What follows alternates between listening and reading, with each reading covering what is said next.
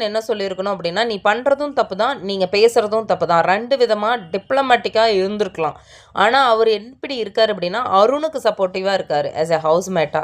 அது மட்டும் இல்லாம, காமா, கம்போஸ்டடா வந்துட்டு மஞ்சரினால பேச முடியல. ஒரு அட்டாக்கிங் மோட்ல எல்லாரும் வரதுனால. இப்ப தர்ஷிகாவுமே வந்துட்டு தர்ஷிகா, சத்யாவுமே வந்துட்டு, "என்ன மஞ்சரி உனக்கு பிரச்சனை? எதுக்கு எடுத்தாலும் வந்துட்டு ஏதோ காதுல கேட்டுட்டு நீ பாட்டுக்கு சண்டை இழுத்துக்கிட்டு இருக்கிற." அப்படிங்கிற மாதிரி மஞ்சரி தான் வந்து பேசுறாங்க. புரியுதுங்களா?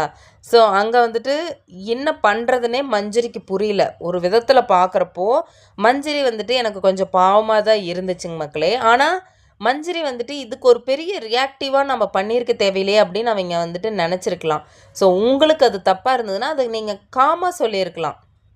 அது நீங்க வந்துட்டு ஒரு பெரிய இப்படி கத்திக்கிட்டே இருந்தோம் அப்படின்னா, நீங்க எல்லாருமே அட்டாக்கிங் மோட்ல வர்றாங்களா?